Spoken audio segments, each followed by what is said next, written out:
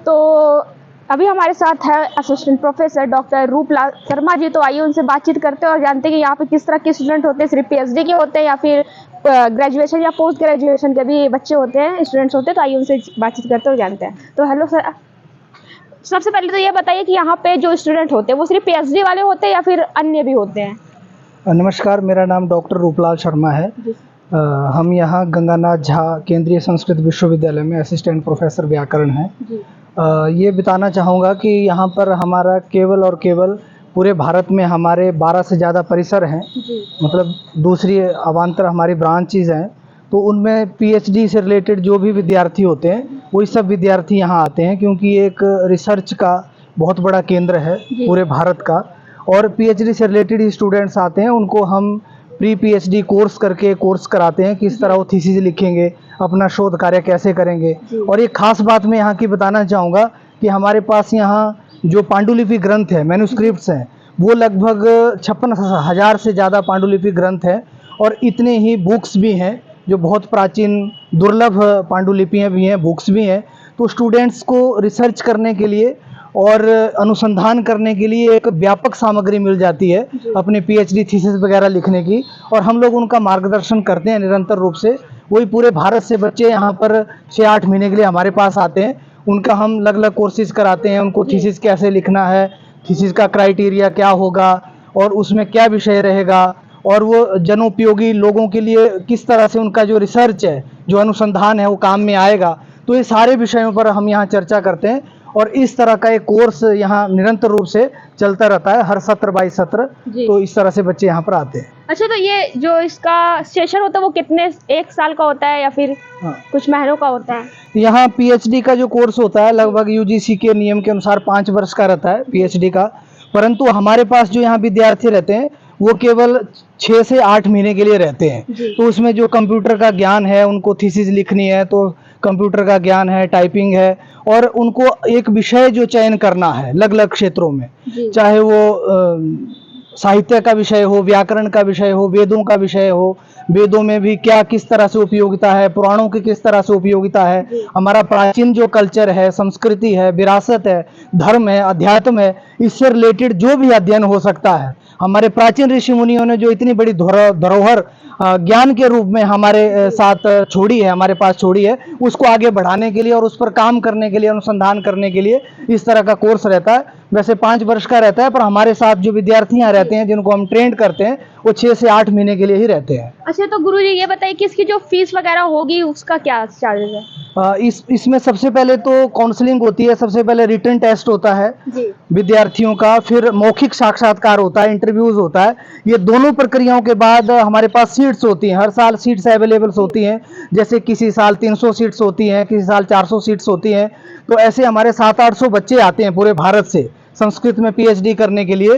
तो वहाँ हम उनकी काउंसलिंग करते हैं, उनकी छंटनी होती है, एक छंटनी प्रक्रिया चलती है। तो जो भी बेस्ट से बेस्ट बच्चे होते हैं उनको हम लेने का प्रयास करते हैं, और फिर इस तरह से रहता है। तो उनका फीस रहता है, फीस का शेड्यूल रहता है, उनको कहाँ किस कैंपस दिया जाएगा। सामने आप देख रहे हैं हमारे ये 12 कैंपस हैं अलग अलग पूरे भारत में, तो उनमें भेजे जाते हैं और एक फीस शेड्यूल रहता है, उसके अंतर्गत उनको सब करना होता है। अच्छा, तो यहाँ पे सिर्फ संस्कृत की पढ़ाई होती है, इसके अलावा भी कुछ? मुख्य रूप से तो केंद्रीय संस्कृत विश्वविद्यालय है, तो संस्कृत का ही अध्ययन और अध्यापन होता है, परंतु इसके साथ भी जो नए विषय भी जोड़े गए हैं, जैसे कंप्यूटर का, प्रौद्योगिकी का, तो केंद्रीय संस्कृत विश्वविद्यालय है, तो इसमें अब और भी विषय ऐड हो रहे हैं। तो धीरे धीरे कंप्यूटर आदि और तकनीकी आदि विषयों में भी यहाँ पर आगे काम होगा, और पीएचडी का भी काम आगे चलेगा। धन्यवाद गुरुजी। स्टूडेंट जो होते हैं वो एग्जाम किस एग्जाम के थ्रू आते हैं, और जो प्रोफेसर होते हैं वो हायर एजुकेशन के थ्रू ही आते हैं, दोनों के। स्टूडेंट किस एग्जाम को देके आते हैं, प्रोफेसर हायर एजुकेशन वाले आते हैं एग्जाम जी। तो सर ये बताइए, जो यहाँ पे स्टूडेंट्स आते हैं वो कैसे आते हैं? एक कॉमन एंट्रेंस प्रोग्राम होता है सीयूटी के तहत, वो यूजीसी का एक कॉमन प्रोग्राम होता है विश्वविद्यालयों के लिए, यूनिवर्सिटीज के लिए। तो उसमें एंट्रेंस टेस्ट होता है सीयूटी एक एंट्रेंस टेस्ट होता है। तो पहले रिटन टेस्ट होता है 70 नंबर का, और 30 नंबर का मौखिक जो पर्सनली साक्षात्कार होता है, जिसमें लैंग्वेज हम चेक करते हैं। जैसे संस्कृत भाषा में ही थीसिस लिखी जाती है, संस्कृत लैंग्वेज में भी, तो संस्कृत में वो बोल पाते हैं कि नहीं, लिख पाते हैं कि नहीं, और इस तरह से उनका ज्ञान है कि नहीं। तो 30 नंबर का उनका पर्सनली जो इंटरव्यू रहता है, और 70 नंबर का रिटर्न रहता है जो कॉमन ऑब्जेक्टिव टाइप होता है, और स्मर्थ पोर्टल के माध्यम से ऑनलाइन वो टेस्ट होता है, कंप्यूटर बेस्ड होता है। तो उसके माध्यम से ही यहाँ पर विद्यार्थी आते हैं। अच्छा, तो ये विद्यार्थी का हो गया, विद्यार्थियों का हो गया, तो यहाँ पे टीचर्स का क्या प्रोसेस है, वो कैसे आते हैं? टीचर्स का तो यूजीसी की गाइडलाइंस होती है, और नेट और जेआरएफ पीएचडी होते हैं, और उसके बाद प्रक्रिया होती है, आवेदन दिए जाते हैं और रिक्रूटमेंट होती है। तो कम से कम उनके अलग अलग विषय होते हैं, किसी का लिटरेचर होता है, किसी का वेदास होता है, किसी का लैंग्वेजेस होता है, उपनिषद होता है, तो अलग अलग विषय रहते हैं। तो यही प्रक्रिया रहती है यूजीसी की गाइडलाइन के अनुसार। चलिए, धन्यवाद गुरुजी, शुक्रिया। बहुत बहुत धन्यवाद, आपका भी बहुत बहुत धन्यवाद। धन्यवाद। तो जैसा कि आप लोगों ने देखा, हमारे साथ संस्कृत के एक असिस्टेंट प्रोफेसर थे, उनसे हमने बातचीत की, उनसे यहाँ के माहौल के बारे में जाना, किस तरह से यहाँ पे स्टूडेंट्स की एडमिशन होती है, फिर यहाँ पे जो प्रोफेसर होते हैं वो किस तरह से आते हैं, तो सारे कुछ उन्होंने हमको बहुत विस्तार पूर्वक बताया है। तो चलिए, हमें जिस गुरुजी ने हमें कुछ यूनिवर्सिटी के बारे में बताया था, तो ये रहा, वो लगा हुआ है, आप देख सकते हैं यहाँ पे।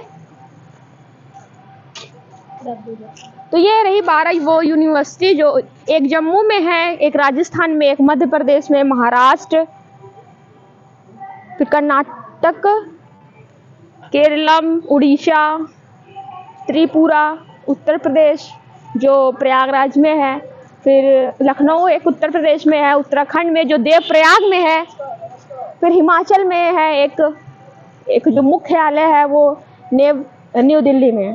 तो ये है 12 यूनिवर्सिटी। तो जो उत्तराखंड की जो देवप्रयाग में है वो शायद काफ़ी यहाँ से देखने में बहुत खूबसूरत लग रही है, तो वहाँ तो और अच्छी लगेगी। फिलहाल जो हमारे प्रयागराज में, उसको देखिए आप, ये रही वो यूनिवर्सिटी। तो इसका जो स्थापना है वो गंगानाथ झा ने किया था, जो शायद उनकी ये मूर्ति है बनी हुई है। तो भी यहाँ भी शायद काम चल रहा है पेंटिंग का। ये तो पुराने ज़माने की हवेली लग रही है, लेकिन ये यूनिवर्सिटी है। तो ये रही यूनिवर्सिटी, और ये मेन गेट है इसका। तो फिलहाल ये यूनिवर्सिटी बंद हो गई है, तो हमें अंदर जाना अलाउ नहीं है, तो हमको यहाँ से जाना पड़ेगा। तो चलिए, फिर कभी आएंगे आपको तो घुमा देंगे, जब टाइम से आएंगे तब।